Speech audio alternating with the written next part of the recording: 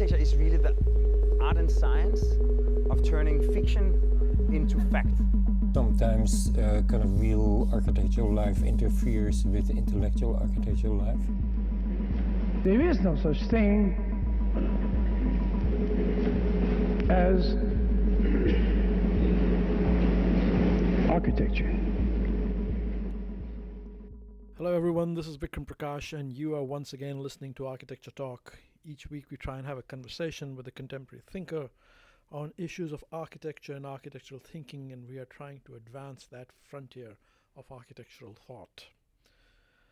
Today we are going to do that in a conversation with my next door colleague Nicole Huber, who in her work on the turn of the century German modernists and on her work on film theory and the writings of Bruno Latour and associated thinkers, is interested in the project of rethinking modernity, of rethinking architecture and the form and purposes of architecture, not as that of inscribing and thinking utopic final solutions, but as that of investing in an eternally unfinished project and unmade work, something that goes on continually. It's a fascinating conversation, and I hope you will enjoy it. Here we go. Hi, Nicole. Welcome to Architecture Talk. Perfect. Yes.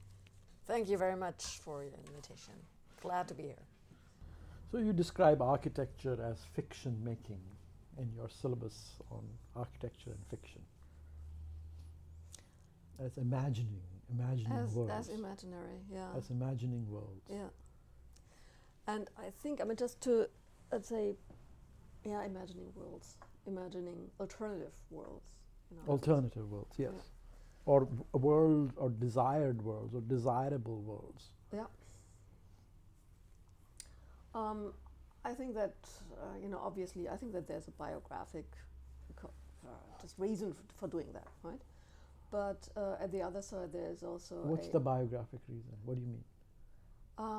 That I was always attracted to storytelling. It was always much more about the stories behind that can be generated by spatiality, rather than the space in itself, or rather than the architecture itself. Right? I was never attracted to an architectural location in itself. What about construction? Were you ever in the object. Yeah, right? the object and how to make it. Exactly, right. And the detail and whatever. Rather, you're always interested by the story. It was rather about the story. The Do you remember like a deep, old story from your childhood that really stayed with you? From my childhood? Anytime. There I would have really to dig down. But one story that I clearly have in mind that's really, just also beautiful, where I actually also came back to architecture, because I had a phase where I was really interested in urbanism. The urban, and the architectural, the architectural project was not of my interest. And that was also in Paris. Being in Paris, and also with a couple of colleagues from Spain, from the US, and obviously, from France. And there was one colleague who absolutely wanted to see Oscar Niemeyer's Siège Communiste. So the communist in the university. The seat. Oh, communist seat. It's just the seat of the Communist Party. Okay. And it's this kind of boomerang shaped. Yeah. And his French was not particularly good. So I said, okay, let's just go in and just see whether we can take a look. Yeah. And so we went in. And it was completely deserted, Yeah. And there was basically nobody there. Yeah. And that was also clear, So we asked whether we could take a look, and then this woman, she just looked at her calendar and said, well, I've pretty busy, but there was nothing there. But we got then an appointment for the next week. So we went in. And she showed us around, and so we took a look at all the offices and the rooftop and the like, and that it just really reminded me of Solaris, right? Solaris. Yeah. Stanley Kubrick. the movie by Tarkovsky. Tarkovsky's Solaris, yes. And so it really is about this kind of dream world of a completely, basically futurist past that has aged. So the office were in a complete mess, and they were also abandoned. Just there were not a lot of people walking around. Right. And their conference hall was also, it's normally also used for fashion shows now and the like, because it's not. Yeah. And there it was really this kind of that sense that actually the key to architecture is the imaginary, is then the relation to narratives, to stories, and in Solaris, I'd say also just the yearning that is related to that storytelling. Yes. So when I look back, it's just it was always about some kind of story that's related to whatever I was doing or pursuing. But I think in academia, if we now speak of architecture education, right, I think it is also, it might be a way of getting criticality back into the teaching of architecture. So when we just look at the 2000s and this whole post-critical turn, and the whole ways in which then philosophy, psychoanalysis, gender studies, whatever, was seen as being not necessarily so relevant anymore, and then computation and the whole issues of sustainability and resilience and whatever took over. It just brought in a different tone of how to understand then the reality in which we, let's say, we live, right? Right. And to make the students also reflect upon it, and that then comes back to this notion of objectivity, because I think since the 2000s it was also pragmatism and its sense of what reality is, or what we should strive for in the construction of architecture, is very much based on evidence and objectivity. So you have that in simulations of buildings or for buildings, and obviously just the whole models of environmental behavior and the like. Why do you think this post-critical? Yeah. Why do you think that came about? It was connected to an economic boost cycle when there was just a lot of construction going on, and the economy was not seen as a problem anymore. Okay, now that's so that was in 2002, and so it was just it's just we've got too much work, too much money, and no time to think theory. Yeah, exactly. We do not. There is no need to bring in this critical thinking, but we have enough money to just to build, to construct, right?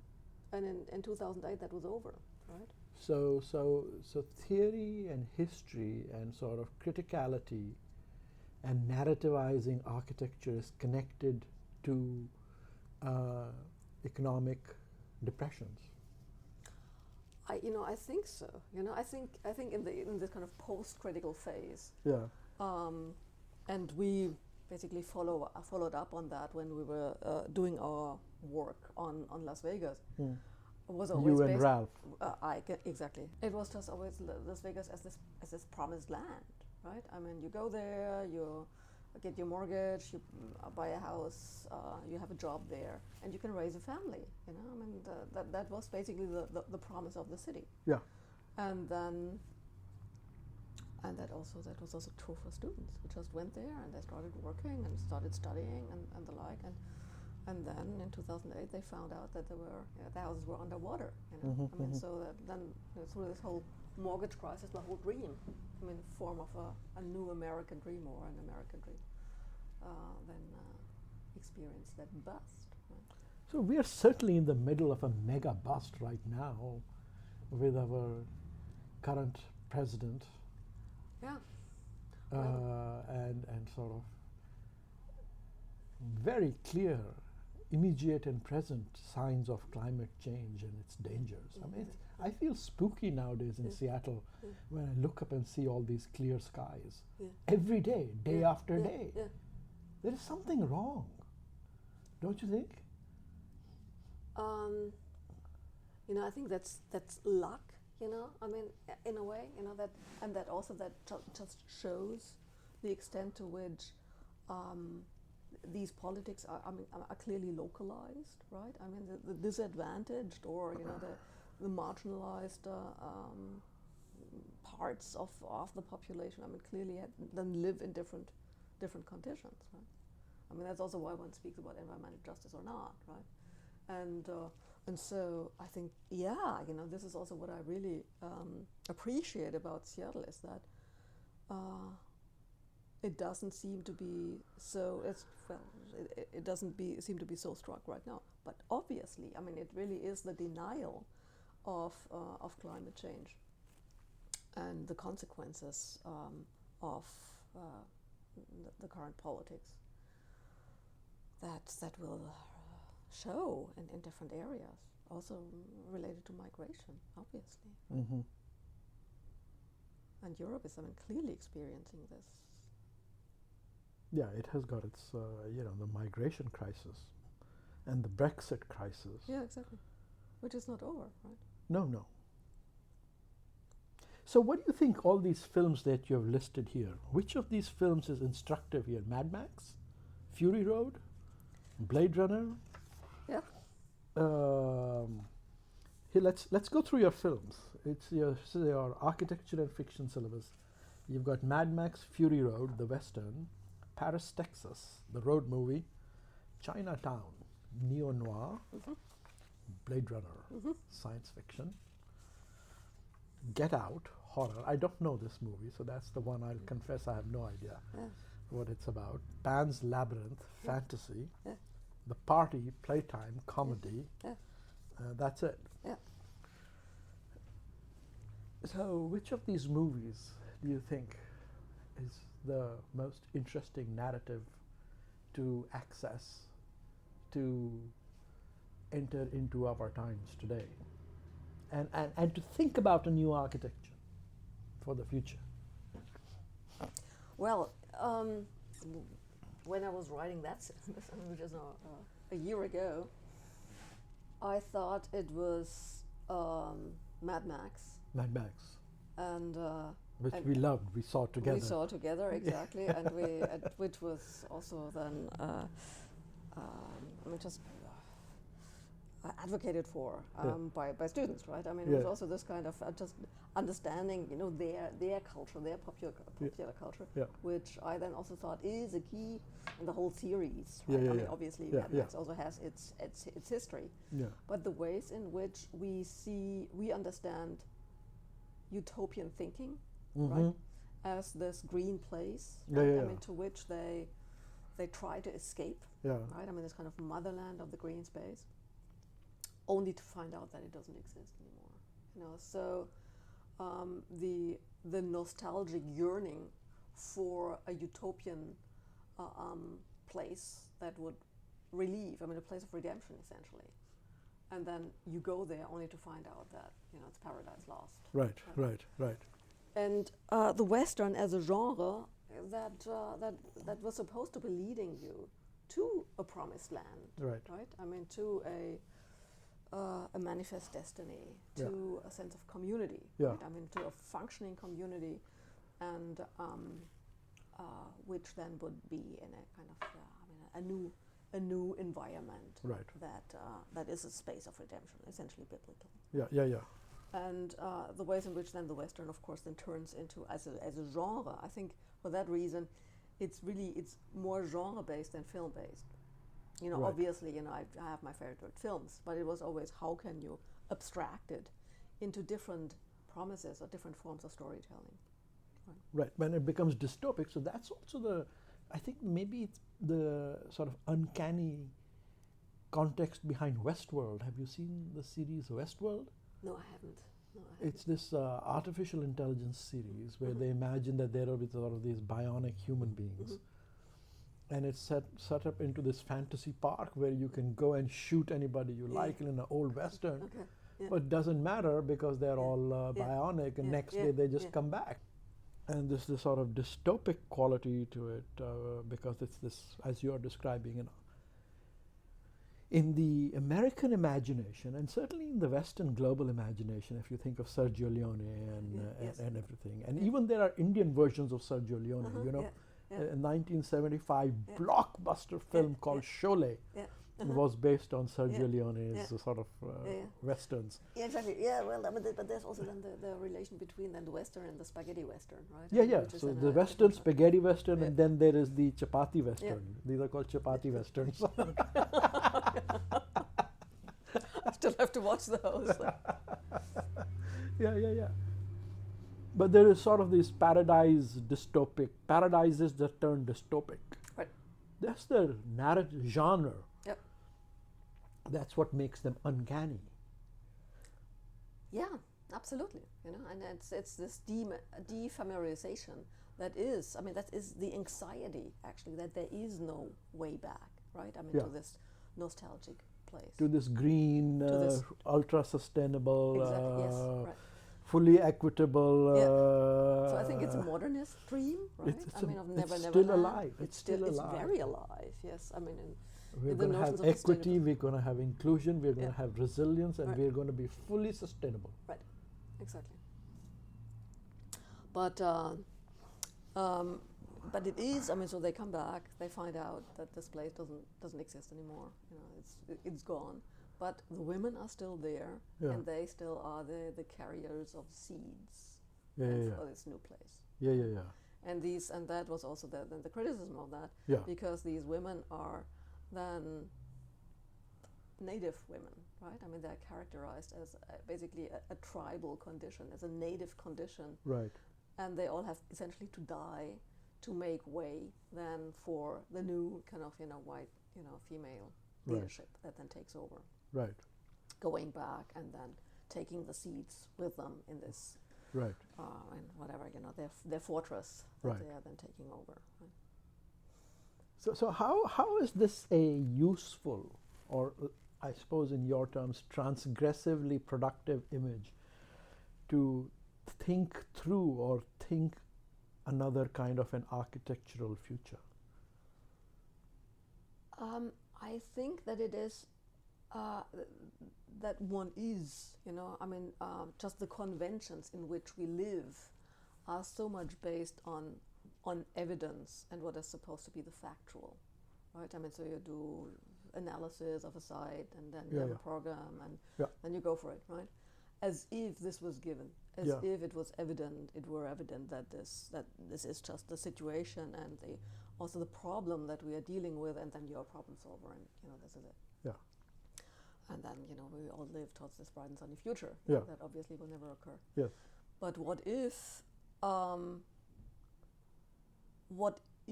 we just step back and just challenge the ways in which the problem is stated and raise questions? Right.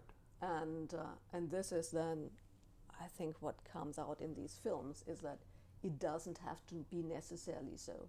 We all start in this situation of apparent, reality or apparent situation, and then we have to find out that actually things will not turn out the way in which you expected them to turn out. Yes.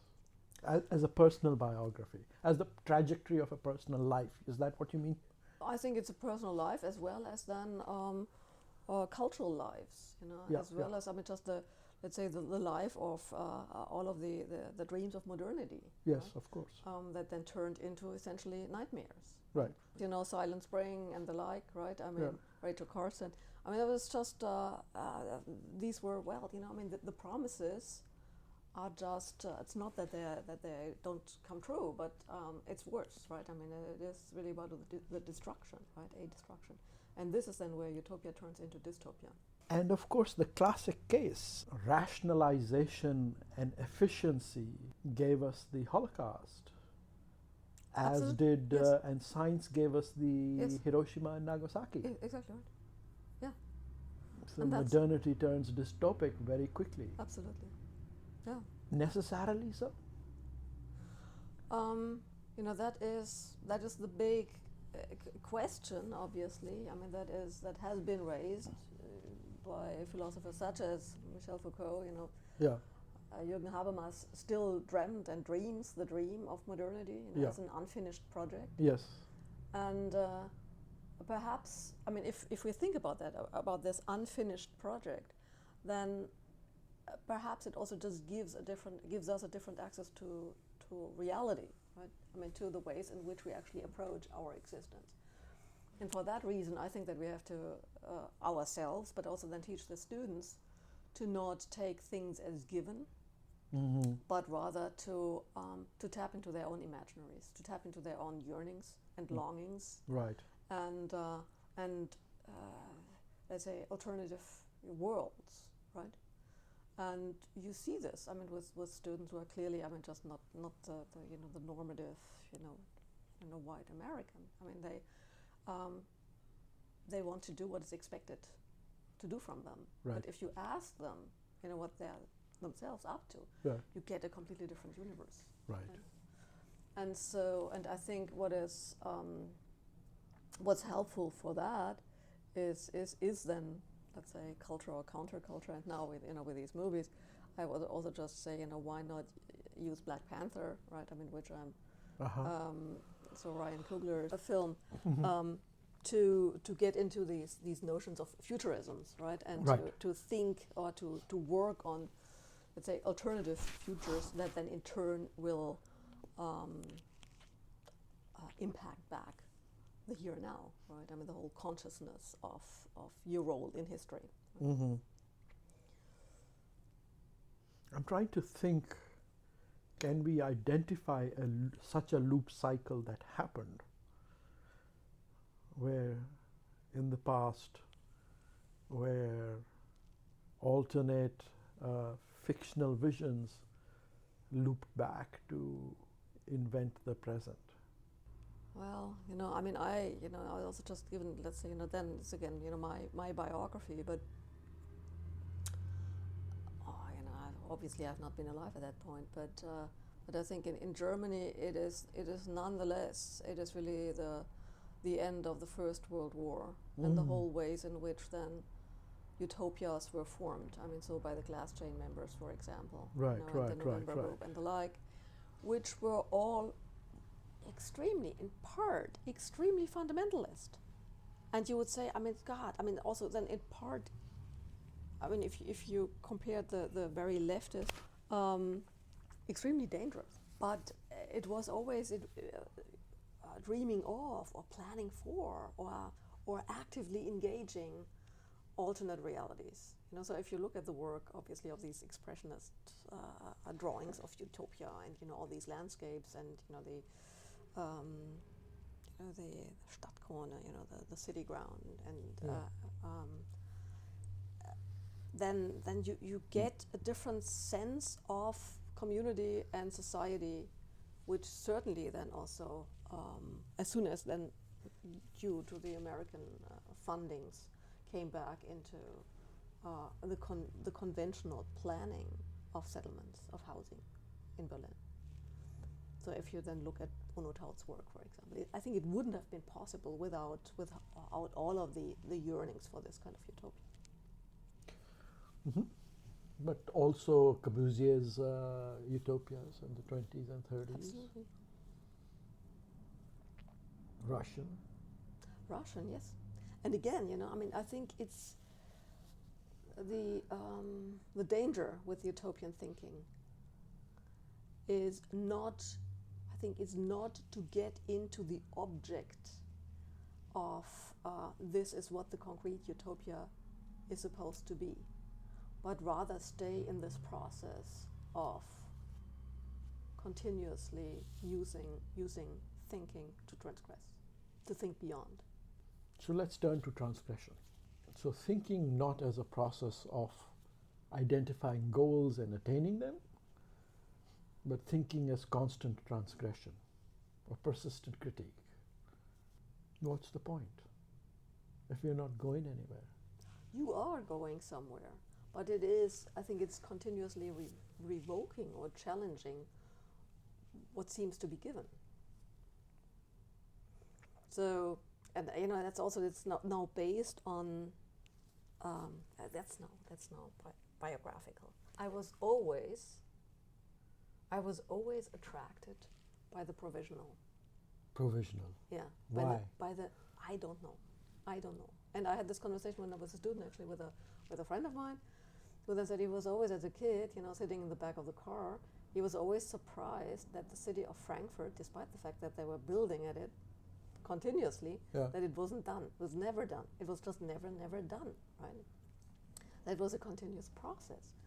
And this was just, for me, it was always much more intriguing to have the incomplete than to have a kind of pristine, finished project in front of me. So it was always, you know, where things were, you know, I mean, parts were peeling off, the rebar sticking out. You know, where it is, I mean, that it's clear that it's not there. And then again, you know, what do you then do with this? One, I mean, you try to start writing about it. I think that's also where the narrative comes in, where there's always some yearning, there's always some possibility of change, you know, something that will still develop. And I think that then has to do with actually, you know, the professions of my parents. Really? Yeah, who were both doctors, radiologists. Radiologists. Right? Radiologists.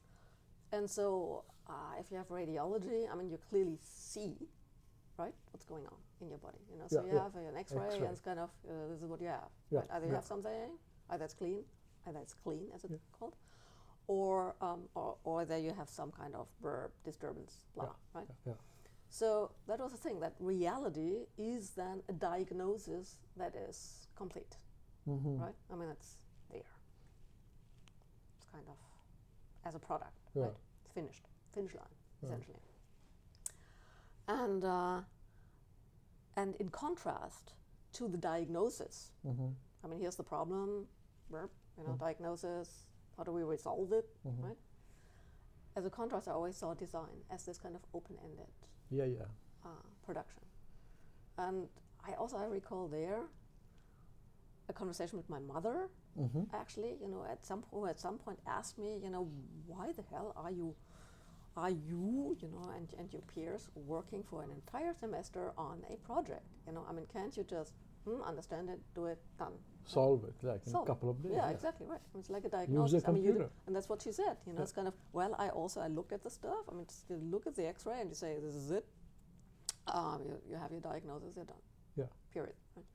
And why, you know, why is it, you know, why isn't it the same way? Why don't you have the object? And it's kind of, And I said, because it's a design process. It is open-ended. It can always be changed. Yeah.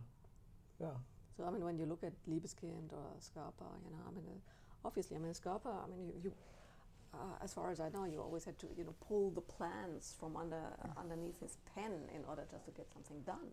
Right? Because it would just never be done. Never be done. Right? And this understanding, I think, of reality is and that's also where you start looking for, let's say, inspiration that is similar to it. And this is where I then started to become interested in Ernst Bloch's work, so the German materialist, Marxist philosopher, who was obviously, I mean, active in the 1920s, and then had to go into exile, you know, as a Jew, and obviously then also a communist, and then came back to Germany, and who, when he was, I mean, who wrote about the spirit of utopia, and then when he was during his exile in the 1930s in the United States, then wrote the manuscript, what he called Dreams of a Better Life, which then became The Principle of Hope, right? And then published in '54. And what he there describes as the now, so the present, right? And the present, I mean, the notion of time, not as something that is, now and then gone, right? And it turns into the past. But the present is always pregnant with the not yet. Right. The not yet. And the past. And the past, yeah. But particularly, I mean, in his sense, particularly also then the future. The not yet being, the not yet conscious, the not yet having, the not yet, I mean, that has not yet become. Right? And he felt that this comes out in daydreams, in pulp, right, in fairy tales, in detective stories. It was this kind of impulse of something that is, of searching for something that is missing. And this is what interested him, is this lack, you know, but not in a Freudian sense. Yeah. It's not interested in Freud, but rather in something that is for a community lacking. So I mean, he just Always lacking. Always lacking. Yeah. And always possible. And always possible. So what he was looking for is really he was looking for the possible, and obviously the challenge was then how to turn the abstract utopia into a concrete one. But it was always something is missing. So what is missing as a continuous process? And that did not only then relate to subjectivity, just the way in which you understand your own being and your psychology, right? But also materiality. So he understood the world as a world of continuously becoming, as a process. Right? And I think that this is interesting to think of reality not as something that is given, and either we can see it or we can't. Right. Either we can define it and understand its rules, or not, but something that is also in itself incomplete. Right. You know, so it's basically an ontology of incompleteness, of the not yet. Right? And that is how this philosopher Slavoj Zizek has also interpreted it, and I think that is an interesting way to look at reality as something that is in itself a process. And architecture as the not yet, not complete imagining process. Yes. And the city as the same thing. Absolutely, and that is where the biographical again comes in. When I came back, I returned from Paris to Berlin. Berlin was so in the 90s was informed by a form of planning that had this image of the so-called European city. As a city that is purely formal, right? I mean, so you have clear edges, a clear boundary. The city as form, right? And obviously, I mean, the city that they loved to hate was their sister city, Los Angeles, right? As they completely fractured. I mean, so it was a sister city, but it was just continuously kind of seen as the anti-example. The anti-utopia was Los Angeles, right? And Los Angeles as being that city that just continuously transformed, right? And its theoreticians, I mean, geographers, so Ed Soja, Mike Davis, obviously Michael Deere, they understood the city as a continuous process, right? I mean, space is always about obviously activity and about the constant upsetting and constant transformation. Exactly, and that's and also constant innovation. Yeah, and that's also where it's really interesting how also then professions changed, because both Michael Deere and Ed Soja were planners. And Ed Soja then also told that story that as a planner, you just did what you have to do, and then they turned around. It was already done, by developers. So basically the object of your desire was gone, right? So this is why he turned into a geographer who simply just describes the changes, and then also said, you to continuously have to re-investigate the development of the city.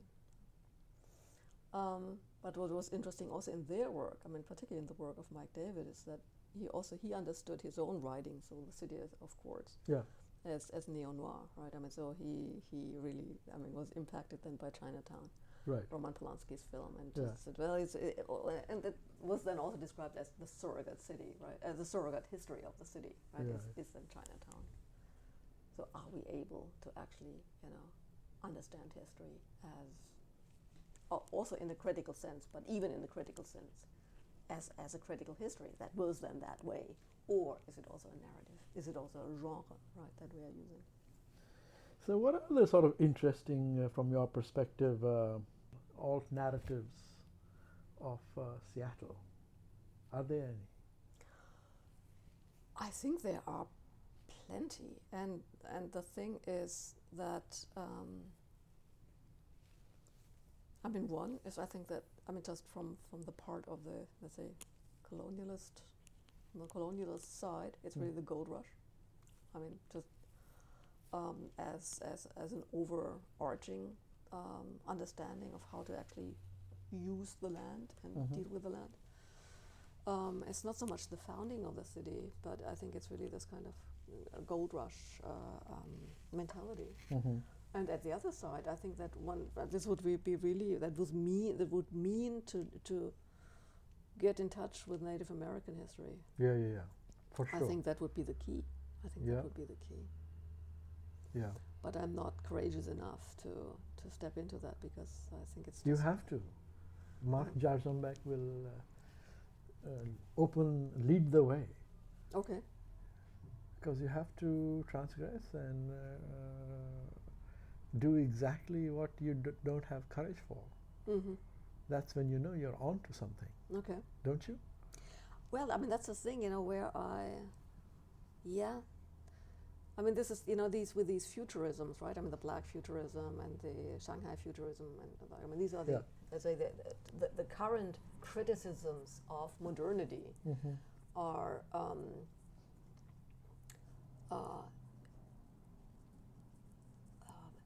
this is now also this is formulated by a philosopher called Armin Avanesian, German philosopher,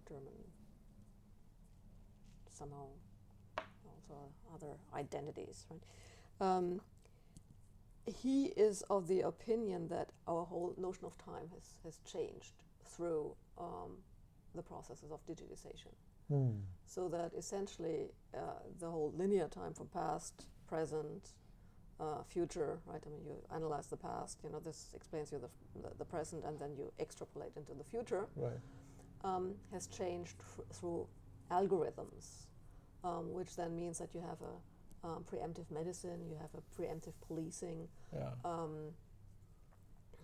You also have just a preemptive economy, right? If you look at Starbucks, it's not only Amazon, obviously, it's Amazon, it's Microsoft, but also Starbucks.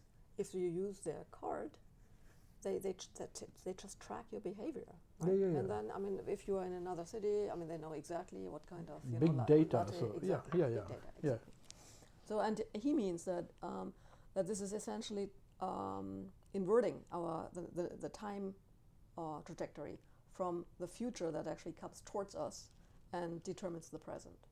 So all of the algorithms, all of the calculations about our futures are determining our present. Yeah. In terms of a preemptive medicine, so obviously it's also really dangerous, right? Because then, right. immediately, Preemptive surgeries. Yeah, this is where then, the diagnosis part, from my parents comes back in, where you already, it's basically predicting the future. Right. So it's like a curse, in a way. Right? Okay. It's something that is So because it's taking away choice. Because it's taking away a future, it's already set. Yeah. Right. And that's obviously also the criticism of, let's say, groups that are marginalized, right? That are whose history has been taken away, like indigenous groups. The history has been taken away, and now their future is being written. That's exactly it. But that's a kind of a utopianism, no? Well, it's a utopianism of, let's say, a colonialist power, right? But where the colonialist power is big data. It's big data, exactly, and of course then also the nation states and obviously the companies that come along with it, and then Avanesians and the point of others is then to write counter narratives. Right. And this is Black Panther, for example, is then a counter narrative to to this this notion of progress or a future that's already set. Right? Yeah, big data doesn't necessarily promise progress in the utopian sense. Big data just says, we'll tell you. Yeah, exactly. Yes, exactly. And it will be so. Yeah. But another counter narrative is Black Mirror, Yeah, exactly. Yes. which I plays. still also have to. Yeah, watch yeah, that. yeah, yeah. But I mean, that's also, you know, in terms of indigenous futurisms. I've already told you about this Andy Everson, right? I mean, this indigenous artist Yeah, with who then the- also then fuses, you know, the Darth Vader, you know, narrative with indigenous storytelling. Right? Yeah. Well, this is also coming, I suppose, then into this whole effort to build smart cities by Google, Yeah, yeah, absolutely. Yes. and this idea that yeah, we will anticipate the city for you, Yeah. Yes. based supposedly completely on your actions, Yeah. but actually it's, you know, training you to be in a certain way Yeah. by determining your present as a setting up of the future as per the algorithm. Right. And if you just continuously track the data, you will have an ever more complete picture. So you think. Right? Yeah. But there, I think that also, you know, these notions are the question then of spatiality and its nature comes back into the mix, you know. So then Henri Lefebvre's Right to the City, right? I mean, the whole way in which you think of space not as a perceived and conceived, but as a lived space, i.e. a space of transgression. This is where this might come back into the mix. But I think that this kind of, I mean, since architecture, right? Architecture, you know, so what are we actually doing, you know, by designing, planning architecture is still, and I think that Michel de Certeau is right there, that it's still trying to overcome time through space, right? I mean, you build something in order then to be able to accomplish this bright and sunny future for a community, yourself, and the American dream, whatever it is. Yeah. Right? And so, how can we then rethink this notion of the future? I mean, as again, you know, counter futures. So how do we do that? I mean, I guess one way is to head out to Mad Max world, or, You know, or what other ways are there? think Can it's you doing drop out of our digital future? Yeah, that's the question. I mean, or can you also within the digital future somehow Transgress? somehow transgress? And this is, I think, also where the students come in, because they're nonetheless a different generation. They have completely different culture. We have so many Asian students, and I mean, it's just completely different understandings of what, let's say, you know, that reality is. What if I said you're too optimistic about the students? I think it is. I mean, that is absolutely possible, but Yeah. there are always surprises. Yeah. And I think to be open, just to again, you know, have it not as a top-down, top-down teaching thing, but rather a kind of a discussion and just seeing, you know, what's possible. And that you yourself also challenge your ways of perceiving, you know, what's kind of doable, what's convincing, what's not convincing. That it really becomes that it becomes a discussion. And obviously, you know, there we get into pedagogy and how do we actually. So how do you introduce surrealism into this? I think surrealism is a way, I think, to think architecture today. Who are our surreal 21st century architectural thinkers? Woof, that's a good question. If any. If any. You know, I think that surrealism doesn't have the appeal anymore. I mean, that it had that it had in the 1920s. Why not? Why doesn't it have that appeal? I mean, Abramovich is kind of surreal, isn't she? Yeah, perhaps. But in architecture or art, really, I mean, Yeah. installation, performance art. I mean, Alexander McQueen has a decidedly surreal character Yeah. to his work. Had. Yeah. Well, in art, you know, I would also say, I mean, in part, you know, I mean, this, Wangeti Mutu, right? I mean, where it's Wangeti Mutu. I mean, this African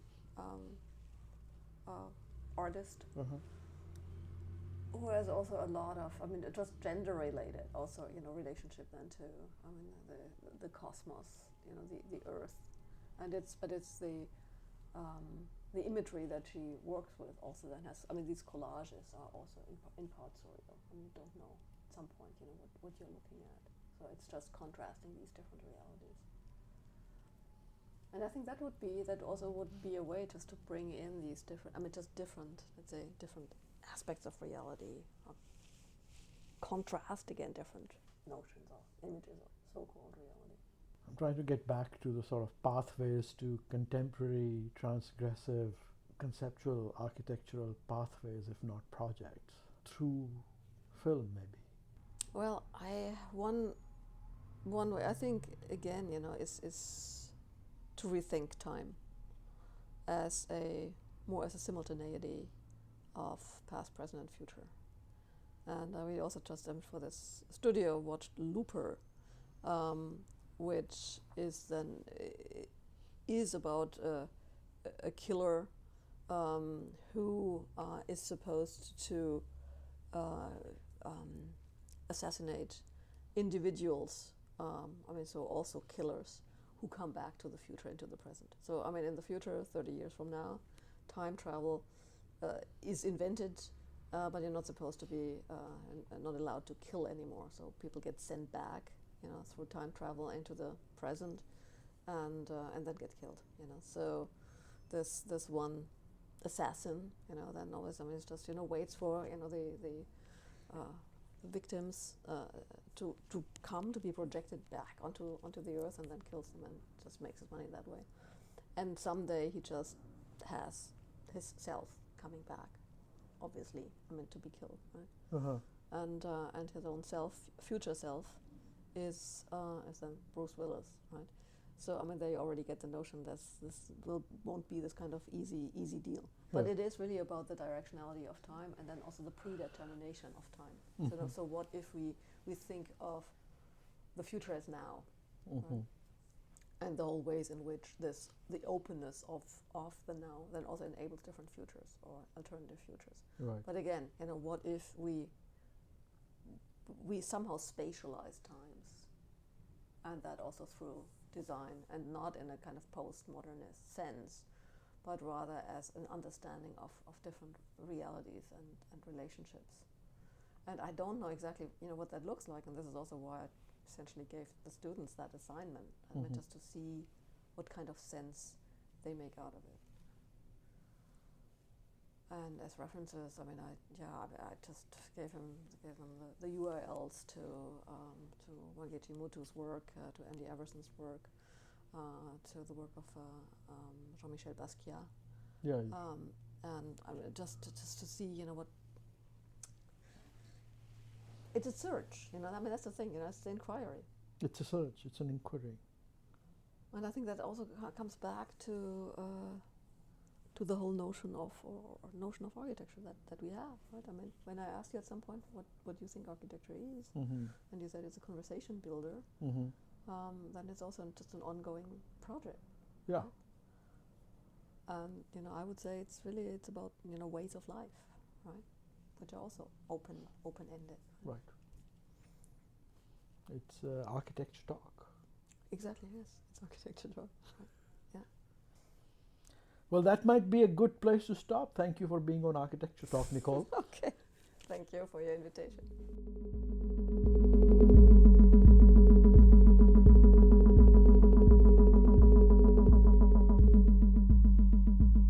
Thank you for listening to Architecture Talk. This is Vikram Prakash, your host, and our producer is the one and only Sammy Prouty, a graduate student of architecture here at the University of Washington in Seattle.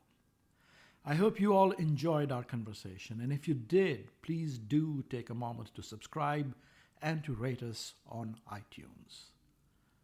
See you next time. Take care. Goodbye.